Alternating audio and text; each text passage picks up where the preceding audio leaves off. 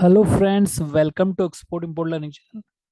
और हम पढ़ रहे हैं फुल एक्सपोर्ट डिपार्टमेंट एक्टिविटी, जिसमें हमने फर्स्ट पार्ट कवर कर लिया है और आज हम पढ़ेंगे second part of the export full activity. Okay, तो इन तीन सेशन हम बना रहे हैं एक्सपोर्ट एक्टिविटीज के। इन तीनों सेशन को अगर आप देख लेते हो और पूरी तरह से ध्यान से इसको समझते हो तो आपको पूरी एक्सपोर्ट की एक्टिविटी समझ में आ जाएगी।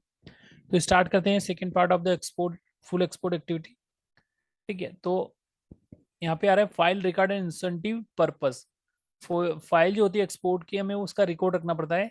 किस पर्पस से? इंसेंटिव के पर्पस से।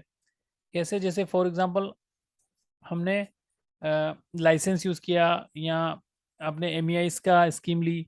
ठीक है, एमईआई तो बन गया, लेकिन ड्रॉबैक का है जैसे। और आपका ये देखें तो आरओडीटीपी स्कीम है। तो ये जो सारे इंसेंटिव होते हैं, इसके लिए हमें डॉक्यूमेंट रखना होता है, शिपिंग बिल। तो उसका प्रॉपरली हमें रिकॉर्ड रखना होता है। ठीक है, अगर हम बात करें एमईआईएस की, जो कि अभी डिसकंटिन्यू हो गया, तो उसमें सेट बनाना होता था हमें कि आपका बीआरसी का सर्टिफिकेट, इनवॉइस, बीएलएन, शिपिंग बिल, ये चार डॉक्यूमेंट का सेट बना के हमें देना आता था एक्सपोर्ट इंसेंटिव के लिए। ठीक है, तो ये आपका हो गया। इसका हमें रिकॉर्ड रखने का मतलब ये कि आपको ये डीजीएफटी में फिजिकली सबमिट करना होता था। ठीक है, लाइसेंस इशू करवाने के लिए। इसके अलावा अगर बात करें हम रिकॉर्ड इंसेंटिव और जो भी फाइल होती है एक्सपोर्ट की, उसका रिकॉर्ड रखने का मतलब कि आपका फ्यूचर में कुछ इसमें कुछ ऑडिट ऑडिट होता है, उसके लिए हमें रिकॉर्ड रखना होता है। जिसमें एक्सपोर्ट के जितने भी डॉक्यूमेंट होते हैं, जैसे कमर्शियल पैकिंग, लीक, एयर बिल, बीएल का सर्टिफिकेट ऑफ ओरिजिन। और इसके अलावा हम बात करें आपका इंश्योरेंस। ये सारे डॉक्यूमेंट हमें रिकॉर्ड रखने होते हैं, ताकि फ्यूचर में अगर जरूरत पड़े इनकी तो हम बता सकते हैं। ठीक है, नेक्स्ट है आपका coordination with plant for export, packing and container stuffing.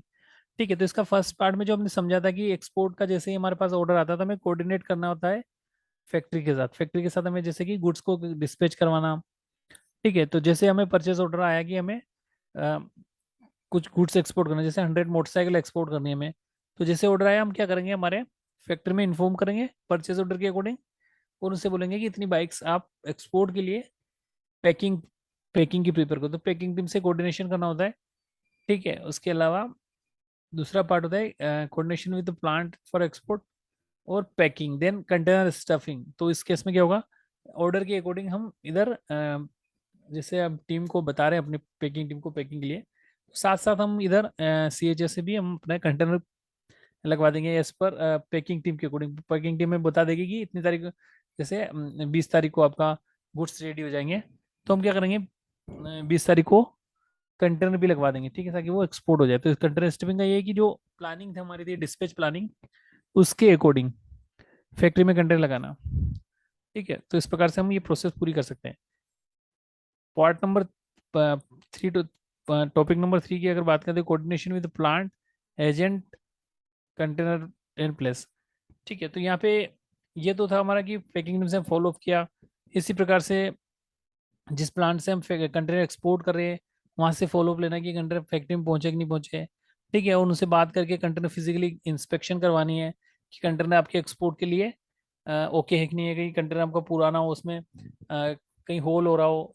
ठीक है, या उसका वेंटिलेटर ठीक नहीं है, अंदर आपका जो फर्श है वो ठीक नहीं है। तो ये सारा इंस्पेक्शन करवाना है प्लांट के जो पर्सन होते हैं, पैकिंग टीम के पर्सन, उनसे करवाना है। इसके अलावा एजेंट से हमें कोऑर्डिनेशन करवाना है। अगर कंटेनर टाइम पे नहीं लगाया तो उससे बात करने की क्यों नहीं लगाया, क्योंकि जो हमारी टाइमलाइन होती है वो हम दे देते हैं, उसके अकॉर्डिंग हम डिस्पैच करके अपने बायर को बताना होता है कि आपका जो मटेरियल्स इतने तारीख को लग जाएगा। तो हमें डिले नहीं करना है। जैसे हमें 12 तारीख को एक्सपोर्ट करना है, ठीक है, तो यहाँ पे कंटेनर 12 तारीख को ही लगना चाहिए। नहीं तो फिर वो हमारे जो आगे की टाइमलाइन हमने अपने बायर को दे रखी, वो आपकी सही नहीं रहेगी, जिससे हमें प्रॉब्लम आएगी। क्योंकि आपका जो इम्पोर्टर्स है वो आपको क्वेरी करेगा, और उसके जो ऑर्डर है वो कैंसिल हो जाते हैं कभी कभी। तो टाइमली डिस्पैच करने के लिए हमें एजेंट से कोऑर्डिनेशन करके कंटेनर प्लेस करवाना है। इसके अलावा बात करें एक्सपोर्ट रजिस्टर मेंटेन, तो जितना भी हम एक्सपोर्ट करते हैं उसकी एक फॉर्मेट शीट होती है, जिसमें हमें पूरी डिटेल मेंशन करनी होती है। ठीक है, जैसे purchase order, plant name, invoice number, ठीक है, गाड़ी number, vehicle number, container number, ठीक है, वैल्यू ऑफ द गुड्स। और हम कह सकते हैं अगर इसमें शिप हमने लाइसेंस यूज किया तो लाइसेंस की डिटेल।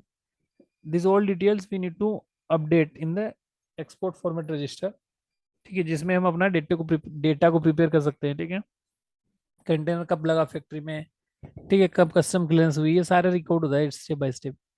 ठीक है, इसके बाद आईसी अपडेट।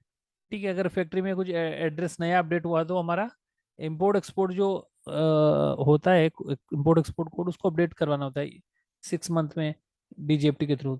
ठीक है, तो ये भी इसका पार्ट है एक्सपोर्ट का। तो इस प्रकार से हमने समझा कि second part of the full export activity में क्या क्या एक्टिविटीज होती है, वो हमने समझा, जैसे फाइल का रिकॉर्ड रखना, कोऑर्डिनेशन विद प्लांट। ठीक है, सो गाइस, इसका लास्ट सेशन और बचा है, वो हम नेक्स्ट सेशन में कंप्लीट करेंगे।